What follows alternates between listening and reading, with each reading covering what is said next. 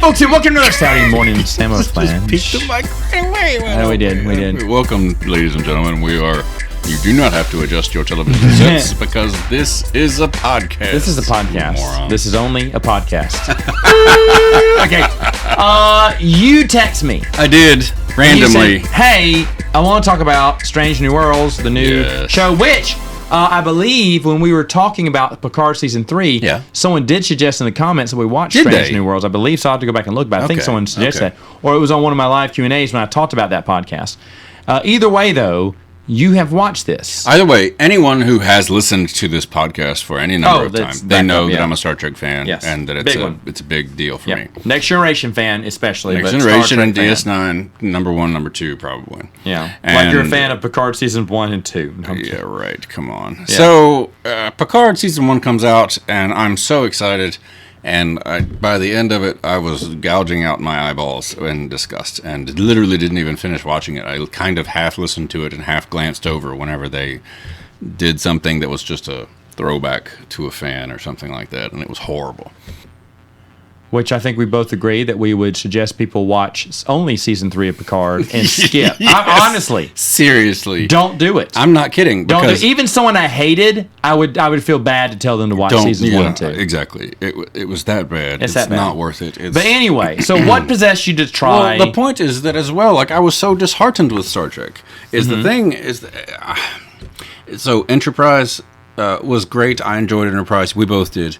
But then Picard 1 and 2, and then Discovery. That's the other one I was thinking of. It was such a gut punch to Star Trek in general. I was so disheartened, and I was like, okay, well, I guess I'm just going to have to go back to watching the classics and just stick with it from now on and go from there. Hope and believe they make a movie or something out of it, and we can go.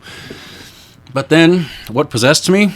Boredom, I suppose. I'm not sure really what it was, but I was just on Paramount Plus, and I think I had just finished watching a show on Paramount, maybe Frasier or something. I had finished finally watching all of Frasier because I had never seen them all, and I got to the final one, and I was like, well, now what the heck am I going to watch? What am I going to watch? But it was just right there, so I was like, fine. And I had watched the pilot when it came out, and I was like, I remembered thinking that, well, you know what? That was pretty close to the typical Star Trek formula that I'm used to. And Strange New Worlds is about Captain Pike, right? And the adventure's pre-Enterprise. This is pre-Enterprise. I mean, pre-Captain Kirk. Yes, pre-Captain Kirk. So it's post-Scott Bakula Enterprise, but it's pre-Captain Kirk on the Enterprise. Okay. So it's after Starfleet and everything else. But, it's TOS, but not that much, not far off of the original series. Yeah. So you are much more of a TOS fan than I am. And I am. I've seen them, but it's not my jam. It's not my blueberry jam. Not my jam is what he says. So I really wasn't that interested. The only thing that got me going was because the format was similar. It wasn't trying to be Picard, which was basically being an action show set in the Star Trek universe. It wasn't trying to be... Set with an 80-year-old man. Yeah. It wasn't trying to be Discovery and changing all the rules in a Star Trek universe just because they could, or just trying to be flippant or whatever. And it wasn't Star Trek Lower Decks, which is just an animated show that is irreverent to Star Trek. Right. That takes all the classic tropes and makes fun of it. It makes fun of itself, and that's fine, but I'm not interested in a show that just makes fun of itself constantly. And I don't really like watching animated shows anymore. That's just me. I don't like CG in movies, and I don't like if a movie has too much CG in it, I'm like, that's just a cartoon. It looks like a cartoon. It looks like you're watching a video game. And I know, and I don't want to watch a movie where a bunch of engineers put it together. I want to watch a movie for the acting, like the actual humans doing the actual acting. That's the reason I like going to the movies. Hence the reason why Mission Impossible usually is very popular because of the live stunts. Uh-oh. Is it? What? Was it not? I have not seen it yet. Okay. Yes, Mission Impossible is great, and people... Have you seen it? No, but a lot of things... Right. But you're right. A lot of times people don't... They can't really articulate why they like something, but... What I think one of the reasons that Top Gun, the revitalization, made $1 billion is because it was all real, and that Tom Cruise insisted on it being as real as possible. Anytime when they could make it real, they did, and that was something that he insisted on, and the whole time. And I think a lot of audiences didn't realize that one of the reasons that movie was good and that they enjoyed it so much is because most of it was real. And same with Mission Impossible. I think that a lot of people enjoy it, but they're not quite sure why. So I'm surprised where this is going. Are you saying Strange New Worlds goes easy on the CGI? It does, in a way. Really? Yes, it's not at all. That surprises me. Yes, and here's one of the reasons I'll tell you that. Is clearly there's lots of CGI. It's the future. It's Star Trek. It's everything else. It's Star Trek. Fine. It's Star Trek. It's I Star get Trek. it. But Star Trek in the 60s didn't have a lot of CGI. It didn't exist. It wasn't there. Exactly. But, yeah. And so the point is that the cinematography of the show is so beautiful. Like, the camera angles are so beautiful. Okay. And the acting is phenomenal. Like, some of them, I should say, some of them, Pike included. So I don't know his name yet, like off the top of my head. Anson Mount is his name. Okay. He's Pike. And I feel like he will be, if this show continues, he will be in the same sentence as William Shatner, Patrick Stewart. Anson Mount. That good, huh? Yeah, like, I think he's terrific, and he's really making a name for himself right away. There are hiccups, naturally. It's not a perfect show. It's got all kinds of issues to it. But once you get past who they are, because you do see Kirk from time to time, and it's fun because Kirk's brother is on the Enterprise, but you don't know that it's Kirk's brother. He's just mentioned as Kirk. Okay. And you're like, how could that be Kirk? It's not even him at all. It's like he does things that are the complete opposite of Kirk. Then you find out that it's not Kirk at all. It's just Kirk's brother. And nice twist. It's little things like that in the story that aren't overt, and they don't feel like a slap to the face. They're just fun backstory that gets added to it. Now, is there a Spock?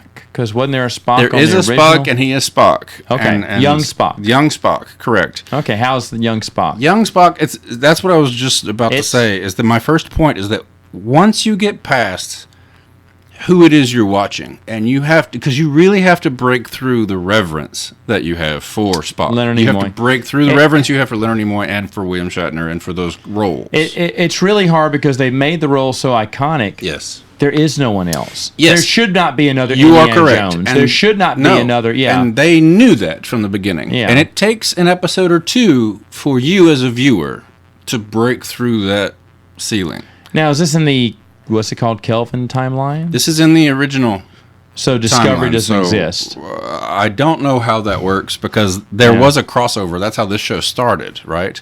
Is that the end of Discovery, they met the Enterprise and it was this Enterprise and then there was some other thing that happened. Okay. That's never mentioned, really, in this show. It might have been mentioned in the pilot Discovery or something. Either. No, it was awful. So I don't know all the details and I don't really care. Okay. But the timeline is the timeline we know, as far as I know, as far as I can tell. So does it seem like I'm guessing they don't have the 60s look on their spaceship. No. It's a mix between great because it's very good modernization of it all, and it's like and even in the opening credits, the opening title credits, it's a modern version of the TOS sound track, the the classic one, right? But it's got way too many drums in it, and it's got like at the end it feels like the drummer from Metallica is just gearing up. And there's a cymbal crash is happening. I'm like, what is going on? It's just a TV show. Like you just want to tell them to settle it down a little bit. And like season 3 or 4 is when usually the Star Treks will change their theme song based on feedback, and I just really hope that they can like scale it back on the drums, boys. We enjoy it, but like no need for all the cymbal crashes. Like somebody calm down, old Tommy Hilfiger. What's his name? Tommy. Yeah. Tommy. Whatever. I don't know. Whatever. Anderson. Whatever. Whatever his name. So, is it? So you've really been enjoying this. I have, and. It's all a bit wooden at first because I think maybe the actors were nervous. There's a legend. To be fair, it playing. takes a while to fit into these roles and understand them. Exactly, but pretty quickly they start to warm up, and so even season 1, it was way too soon to do an alternate reality episode. They did They did an alternate reality episode season 1. When normally alternate reality only works once you've gotten to know your characters. Right. But we didn't know them yet. But in this case is the only time I've ever seen it where it actually kind of worked. And the reason why is because you got to see the acting stretch that they all were playing completely different roles. It was a doctor episode. So the doctor, they flew into this nebula, but the nebula is sentient. And so he had He has a sick. This is spoilers all over the place. Oh yeah, spoilers. Spoilers. Go ahead. So the Nebula is sentient, and his daughter has a terminal illness, and she's like hours away from death. Right. So to keep her alive, in a way, he's keeping her suspended in the transporter buffer. And so he just takes her out to check her out and maybe read a bedtime story to her, and then boom, she goes right back into the transporter buffer. So for her, time doesn't pass. And then for him, it does, and he's looking for a cure. And that's one of the subplots of the show. Well, it was dragging on, and so they got to this nebula. The nebula was sentient, and it scanned the ship and realized that the daughter was in there and thought she was a prisoner. And so the nebula created the bedtime story that she was having in her head, and then, became a nebula because the little girl was essentially a nebula. You know what I'm saying? Yeah. So the whole alternate reality, they became the bedtime story that they were reading. And so, like, the captain suddenly got to play a character that was a coward. He got to play, like, not the court jester, but like the court, and then on a King Arthur's court sort of thing, he was the one who is the cowardly guy who always like, you go ahead, sire, I'm going to go protect the castle back here, yeah. Kind of thing. And Anson Mount was able to take his Christopher Pike, because he's a good-looking dude. He's like a soap opera-looking dude. Like, he's ripped, and he's got the tall, and he's got the hair, and everything else. But then he got to play this part. You put him in a little Camelot costume, and he got to play the little coward, and it was absolutely perfect. It was hilarious. And the doctor was the only one who was aware of his existence, and he was trying to figure out why everybody was acting so strange and all this other stuff. But it was great. And so you got to see them stretch right away. And the other problem I have with it is the sound mixing just sucks. You can't understand a word of dialogue most of the time. They whisper a lot, and the sound effects are just off the charts. And I've got a very kind of everywhere. Yeah, I mean, it's all over the place. And so I have to leave the subtitles on, and I don't like watching shows with subtitles. I read a statistic about this, though.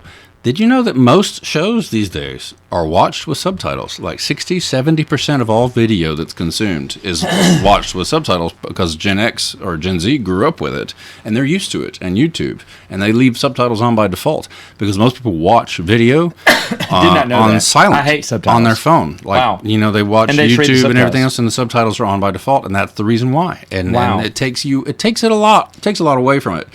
And I imagine the cinematographers for this show hate that, because this show's really beautiful. And if you have to look down to read what they're saying, like, it takes away from the scenery and you miss something. Essence.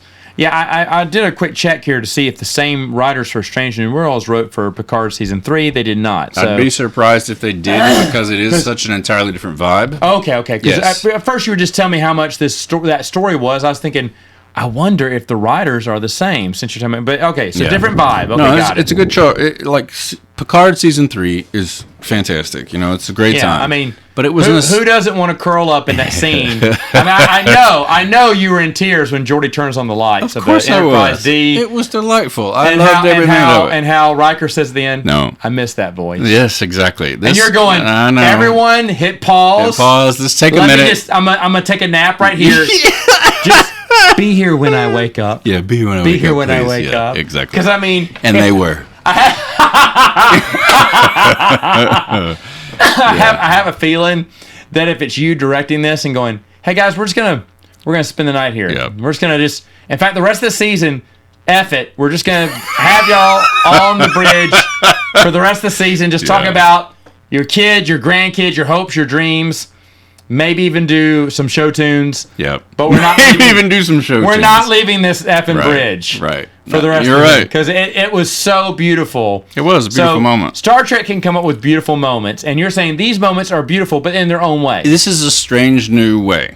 In Strange New Worlds, yes. Okay. It is fantastical and lovely at the same time. It's got its hiccups. It's got its problems. It's got its drawbacks. There's some episodes that you're just like, all right, come on. But like, really, honestly, for the majority of the show, it's very good modern Star Trek. In the same vein that a TOS, TNG, DS9, Voyager, Enterprise fan would enjoy. It's that format. When we talk about modern Star Trek, unfortunately, there is not a good sliding scale.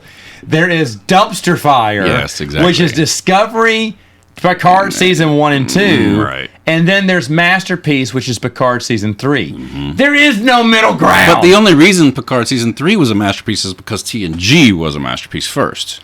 It got its success off the shoulders of the original series. Correct. I agree with that. And I think that this is building This stands on its own. This is a new thing. It's standing on its own. Of course, there are the little nods. bit of a cheat There with are the pilot. The pilot didn't sell it for me. But the pilot was a pilot. But I think it's episode 6 or 7 is when that alternate reality episode kicks in, and then you're like, okay, I can see there's something going on here. And then the very next episode was good, and the next one was good, and then I suddenly realized that I'd watched them all, like of season 1. And then season 2 kicked in, and that's when I texted you, was when I watched the pilot of season 2, because right off the bat, there's a guest star that shows up who you realize is not a guest star. She's a part of the crew now. And you're like, who? How? How did they get her in this? There's no way. You know who she is. I don't want to ruin it for you because it's such a delightful moment. And everyone knows who she is, and you've seen movies with her in it. But I don't believe she's ever been associated with any Star Trek ever. Oh, wow. And she's just a brilliant actress. And Pray tell. She's done We're a lot doing of stuff. spoilers. Carol Kane shows up from Have Fun Storming the Castle, boys! From The Princess Bride. Yes, exactly. How? Why? Who knew her? She's a new race that exists, and they create a whole new story with it, and she's the comic relief of season 2, basically. Of course. And she's terrific. Absolutely I was so shocked to see her show up, and I'm a huge fan. But she's just all right. Bring Billy Crystal in as her husband. I know that's what it needs. But then, and then the show just takes off in numbers. And then it doesn't. The thing is that the dialogue doesn't pander to you the way that Enterprise and Discovery do. Let me ask you: is Discovery done? I don't even keep up with it. I don't know. Is it done? I don't care. I hope so. It's done for me. The only thing I see them promoting is things like Strange New Worlds and some kind of cartoon. It's done for me. Lower Decks is the cartoon. Okay, I don't know. Well, like the dialogue, the writing, even is just it's quick and clever and smart, but it's real. Like it's based on human emotion and reality. It's not snarky, which is what Discovery was. It's not quick and snarky. They think they're going to be funny and something and they're different, edgy, you know. Yeah, and they're all sarcastic, and you hate them all. Yeah, and because some writer somewhere is thinking, oh, we've never done this in Star Trek, they're going to love this. Well, they all think they're very funny, and they're not. It's like that person who thinks they're very funny and keeps doubling down on jokes. That's exactly what That's it exactly feels like. Everyone in Discovery who thinks they're funny. And this show does not have that. And there's a lot of great moments like that you already know what's going to happen with a lot of these characters, right? Because like you've got Nurse Chapel in there, and she's one of the main characters. She's a terrific actress in this as well. The Doctor is in what? Nurse Chapel is in the show. She's a main character. And she's one of the leads, and she's terrific. She is excellent. She is I never, because on the original series, I'll be honest, not good. Sure. Her break-in. But man, she perfected the art. Of course, in Next Generation, as what's her name's mom? Marina Sirtis's Deanna Troi. But her name is oh my gosh! Well, here I am praising her. I can't remember don't say in the comments. Name. We know by then. Yes. But anyway, she is fantastic. Oh, I know, absolutely. She is absolutely fantastic. Yeah. And someone told me, "Do you know who that is?" Well, no, they said that's Nurse Chapel from there. I said, "No, is it?" Yeah. Because Nurse Chapel's kind of meh. You forget. I'm not forgetting her. Majel Barrett's her name. I can't remember her character's name. But when they bring her into Deep Space Nine. Yeah. Oh my God. Just hit the floor awesome. Yeah. And that was what Voyager was missing. And sadly, they couldn't find a way to put her in Enterprise. But I would make up an ancestor that looks just like her. Absolutely. And put her there or just have her time travel to the Enterprise. Yeah. Just get her back on the show. She is a brilliant actress. Agreed. Came on to Babylon 5 once. Because Star Trek and Babylon 5 fans were at war with each other online, and she wanted to say there is no fight. It's great to have another sci-fi show. There should be more. And so she went ahead on purpose and guest starred on it and told Star Trek fans to lighten up. Loxana Troi. Loxana Troi. Thank you. Thank you. They told her to lighten. She told them to lighten up. Very mature in a world where the internet is not. So this Nurse Chapel, entirely different, of course. But she's like an Australian model, chameleon. And I was reading her IMDb profile. I'm like, all right, she's gonna suck. No, she's actually pretty dang good. Done. The thing is that she and the Doctor have excellent chemistry on screen. And so the season 1 pilot, here's the brave thing that they did. The Doctor's good. The Doctor's good. Yeah. Doctor's a key character. Well, I noticed the Doctor has to be a good character. Doctor gets good. Like, I didn't care about him until the end of season 1, and definitely on the pilot of season 2, because here's what I was going with, is that you've got this huge story arc that happens into the season, right? And then your captain, your main character, the guy who I've already bragged about as far as Anson Mount goes, he's not even in your pilot episode. They made it a Doctor episode to lead with. It was him and Nurse Chapel, essentially. And they came up with this brilliant idea because they had to break into the Klingons were going to try to start a war. And so they were creating a Federation ship secretly so that they could, attack a Klingon battlecruiser and start war again so that they could profit off of it, right? Yeah. And so the Doctor and Nurse Chapel get captured, and then they have to break in to take the ship and to try to get it back from the Klingons. And you're like, okay, so Discovery would have just dropped a couple of humans in with a bunch of Klingons and had them fist fight, and the humans would have won, no doubt, or shot them and blown them up or something like that. Well, they're making snide comments the whole time. No, this show took 2 humans, doctors even, and put them in, had to break into a Klingon-held, fortress, essentially. But what did they do? They created a new drug that the Doctor always carries with him after the war, and the Klingon War, and she just asks him, and this is my point, the beauty of the dialogue and the writing, it doesn't pander to you. He just pulls out this vial of green liquid, and she turns to him and says, "You always keep it with you?" And he just says, "Always." And that's the only explanation you get. And the next thing you know, a few seconds later, they're injecting it into their necks, and their pupils go big, and they go, whoo, and it goes into slow motion, and then they're just on, like, full-on crack. Like, whatever this super future 23rd century crack is on, and they're just 100% adrenaline, and then they just go beat the crap out of some Klingons. Thing is that the Doctor in real life is like a 3rd-degree black belt, and so they used. So he gets to show it off. Nice, and it was so good. And so they're just rampaging through these Klingons and punching them in the face, but it had a reason, and it had a good Star Trek reason for it, and it wasn't over-explained, and I didn't need it explained. It was beautiful. Sidebar. Best Doctor. We know who yours is. It's got to be the Voyager Doctor. Shockingly, this is the only time Voyager wins. The only thing you like about Voyager. The only time Voyager wins. Robert Picardo, yes. He is excellent. He's got to be. He's excellent. Ooh, man, he's good. He's good. And I love doctors. Yes. I love all the doctors. So there was a meme about that. If you could have any doctor from any Star Trek operate on you in a life-saving operation, who would it be? I mean, it would probably be the hologram doctor. He's the smartest. He has all the books and knowledge and everything. Else. But I want Bones to tell me that, he's not a gymnast, he's a doctor. I don't know. I'd really like...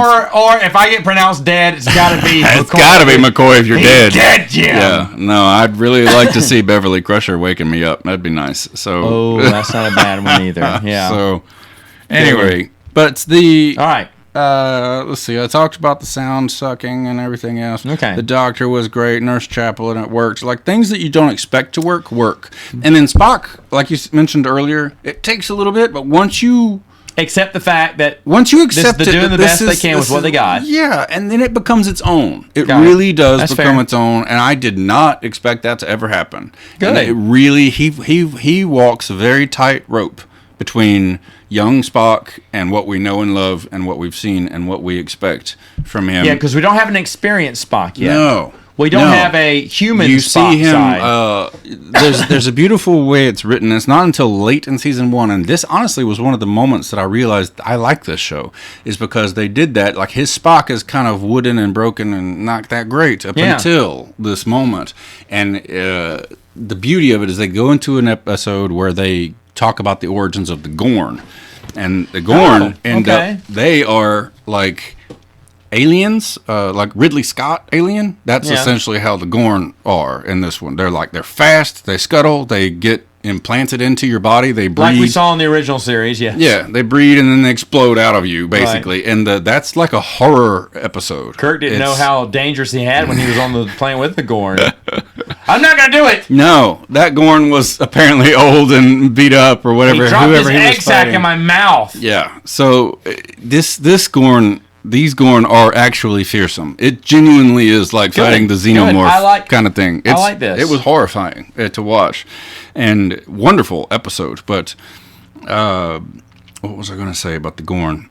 Oh, the Spock episodes to save the crew. Basically, Spock had to unlock his mental locks on his emotions, and that was the first time he'd done it as an adult, and so he had to get angry, and then that becomes a recurring thing because he had to go try to intimidate the Gorn that was growing or whatever, and scare them out or draw them out some way. And so from that moment, he becomes much more emotional. And in the very next episode, Kirk is off ship and Spock is in command for a few days because Kirk had to go somewhere else. Or not Kirk. Pike had to go somewhere else for a few days. And then, but this was right after they'd gotten beat up by the Gorn. So the ship is all torn apart. They barely survived and everything else. They get to space dock. And Spock is still feeling his emotions, and then a situation comes up where they have to go rescue a crew member, and so Spock's like, well, I thought what I was describing was obvious. We have to steal the Enterprise. And so he steals the Enterprise out of space dock right there because his emotions told him it was the right thing to do. So he's like, well, I'm going to go do it. maybe hence mending a future friendship with Kirk because he sees a lot of himself in it. Exactly. And it's terrific. It really is terrific. I like that. So then, of course, as I was gearing up to come to do this podcast with you, I watched another episode of season 2, and I'm like, oh boy. And you can tell that there's a revolving door of directors. Like, I always pay attention to the directors, who's directing what episode. Directors matter. And it matters a lot. And so I got to, I think, episode 3 of season 2. I mean, it has its good moments. It was about the security chief, and it made her the story made you care about her. The story was good, but there was like constant shaky cam, and I'm like, even during dialogue scenes, why? You don't need the camera on a freaking rotating bauble of a wobble head. Like, just let it be. Let them talk. Let it be. It doesn't have. There's no action happening, and just lots of poor directing choices and everything else, and the dialogue was very like whatever, but the story itself still had the heart that you wanted. So now, even with a bad episode, on my way over here, I realized that was a bad episode, but it did its job because I actually care about the security officer now. Like, I know something about her that I didn't know before. And because it was another alternate timeline episode, and she went back and got thrown back in the past, temporal prime directive kicked in, and then alternate history, she was with Kirk on a mission, like James T. Kirk, and a different version where he never joined Starfleet. Starfleet never existed, because he was born on the USS Iowa. He wasn't born in Iowa. Got it. So like lots of little changes, but clearly his reality timeline was horrible for Earth, and then she had to be teamed up with him to save the day, kind of thing. And the episode was bad, and at the end of it, she gets back to her quarters, and the temporal prime directive agent is there, from the future, which I love that they kept that the same. Fine. And so those people who showed up in DS9 a lot and whatever, of course they were investigating James T. Kirk again, but the Kirk from the timeline, he died in the episode, and so they didn't have to worry about fixing that with that kind of thing, because she saved the day at the end. And her last name is Noonien Singh. So there's this whole thing with Khan going on too. And it could have been better executed. That's not my point. The writing, you would feel like it's pandering, but it wasn't. And the point is, though, at the end of it, now I'm going to be watching the next episode, because she had to go home after that temporal prime directive agent came out into her room, says, you can't tell anybody about this. Give me the device thing that made the future happen, or made the timeline change. Thank you for your service. Bye. and she's out, and then she just sits there and she just has to cry because she's got no one to talk to, and she just went through this very traumatic thing, and she got to kiss Captain Kirk, but it was Lieutenant Kirk in a different alternate reality, but you cared. And so, and she's got this whole backstory now that you care about what happens to her. It's the Picard storyline where he went and lived on that. He lived a lifetime on exactly. the planet. It's very similar to that, except it was just a couple of days. And, but either way, she's got things that she knows that she can't talk to anybody about. She lived through. Jeffrey Combs? Not yet, but that would make it perfect. Done. You want me to call you when Jeffrey Combs shows up? How dare they? I'll call you and you can start watching. Jeffrey Combs. They're waiting to give him his own show. He needs his own show. I hope he's still acting. I need him to show up. He's 68 years old. I just looked him up. Did you? So God bless him, man. We've got to get him. I mean, there's Star Trek and there's Jeffrey Combs. And if I was, I would be screaming at the rafters. I made Star Trek, and no one would deny that. Yeah. If you are listening, listening to this, Mr. Combs, please give Paramount a call or just return their calls, because no doubt, obviously they got to be called. No doubt they would have called you by now. And if anyone at Paramount is listening to this, please call Jeffrey Combs again. Just have him play every character and have his own show. Don't care what it is. We'll watch it. But anyway, okay, so you would suggest Strange New Worlds. I would, and the joy of it is that I am not a TOS fan, really, and I like Star Trek, but this show is definitely going to make me go back and watch it again for the first time in years and years. Look out. And this show is good enough, and I think it honors it enough, but does its own thing well enough that it really will make you appreciate high praise coming from a very skeptical. Yes. I went into it all kinds of skeptic. Star Trek. Yes. But it has to have a bitter taste of my mouth from Enterprise or from Discovery and from Picard 1 and 2. Yeah. It was so bitter that it is. I didn't realize how bad it tasted because the bar was so low. Exactly. And the gutter and trash that was flowing out under the name of Star Trek. And now, because of Strange New Worlds, that bitter taste is out of my mouth now. I can enjoy it again, and I can really recommend it to people and not feel bad about it. Yeah. Wow. It's terrific. It's really great television. Wow. I can't even argue with it. It's really great. And it's still someone messed with the timeline and said Star Trek will not get crappy anymore. Oh, God, I really hope so. Maybe somebody at the Temporal Prime Directive department actually did their job and they fixed it, and now here we are. Yeah, maybe this podcast is the thing that they needed. It was the little blip on the little radar that said, the podcast got made. So now the timeline's been corrected. Those Temporal Prime Directive people need to go see The Flash. Putting that can of tomatoes in his mom, that screwed up everything. Maybe they'll check that out next Saturday. Morning! Samoflange.